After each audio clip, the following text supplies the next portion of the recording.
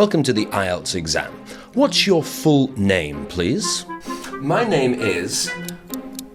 Huh? Bruh.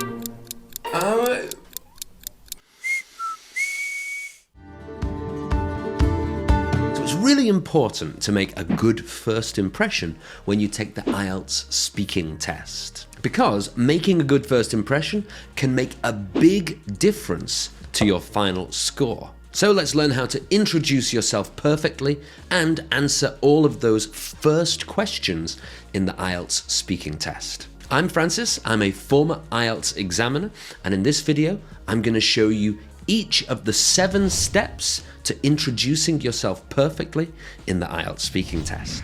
And at the end of the video, I'll give you a full walkthrough so you can practice doing this by yourself. So step 1 is when you're called into the room. So you'll be waiting outside of the examination room in a corridor, and the examiner will come to the door, they'll open the door, and they'll call you in.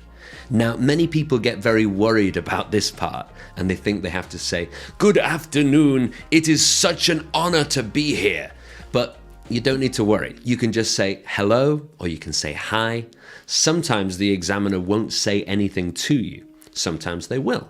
It depends on the examiner. But you just need to be relaxed and just say hello or hi. Make sure you're not too formal with things like good afternoon or it's a pleasure to make your acquaintance, and also not too informal. I remember one time someone said, "Yo, what's up, bro?" And that is too informal, let me tell you. Hello or hi is fine. Step 2 is when the exam starts. So as you're walking into the room, the examiner might make some kind of small talk with you. Mostly they don't, but the important part starts when they say, "This exam will be recorded." And they go ding, and they start their recording machine. And that's when you know, okay, everything from now on really is the test. And you don't have to do anything in that part. That's just the examiner letting you know, okay, the test is starting. Then step 3 is the first question the examiner will ask you, which is, what is your full name? Now, you've got a few choices here. You could say, so my name is Francis Carlisle. I'll give you my example. You could say, "I'm Francis Carlisle," or "It's," like my name, "It's Francis Carlisle." You could say, just Francis Carlisle. Or you could say, "My full name is Francis Carlisle." Now, any of those are fine, and you can add your own name there. But what I don't want you to do is make your answer really long and give the history of your name, and is your name popular in your country, and why did your parents decide to give you that name? All of those details are not necessary. You just give your full name. Then step 4, they'll say, "Okay, and what should I call you?" Now, that means, how should I address you?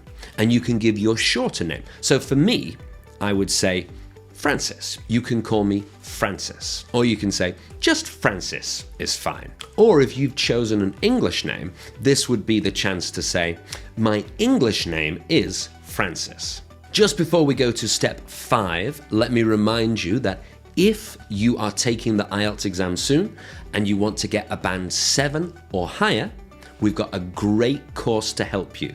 It's our IELTS Complete Guide, and it has everything you need for all the different parts of the IELTS exam, and the link is down here. Step 5 is your passport. So they'll say, "Can I see your passport, please?" Or "Could I see your passport?" And this is very easy. You just hand over your passport and say, "Sure, here you go," or "Of course, here you are."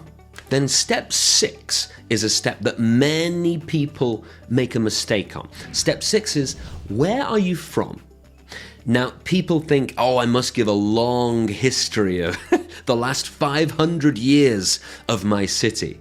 But really, you don't need to. All you need to say is either your country, or your city and country, or maybe your region and country. So for example, for me, I could say, "I'm from the UK," just the country.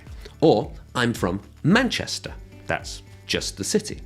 Or I could say, "I'm from the north of England. That's the region and the country. Or I could say, I'm from Manchester in the UK. So that's the city and the country. But notice they're all very short. They're not giving lots and lots of details. It's a big city with a long history. It has 2 famous football teams. That's not necessary. You just need to give a 1 short sentence answer just to say your city or your country or your region.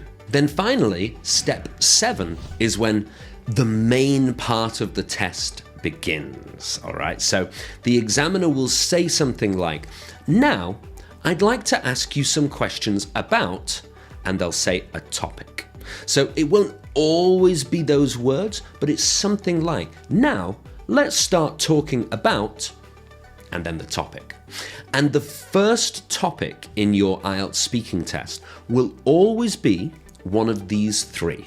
It'll be your house or apartment, or the place where you live, your hometown or city, or your work or studies. Like, what do you do?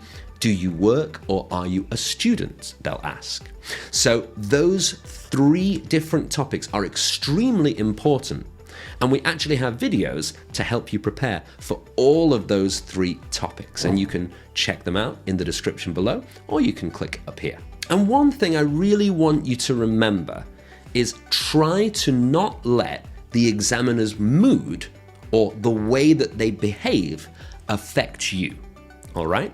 Because examiners are people too. And, some examiners might be having a bad day, or they might be feeling a bit sleepy, whatever it is. If you let the examiner's mood affect you, the only loser there is you. The best way for you to get a high score in IELTS is to concentrate, focus on giving your best performance. So it doesn't matter if the examiner's a little bit cold with you or if they interrupt you, just focus on doing what you can to give the best performance possible. Hello, are you Paul Atreides? Okay, come on in. This exam will be recorded. What's your full name, please? And what should I call you? Can I see your passport, please? Thank you.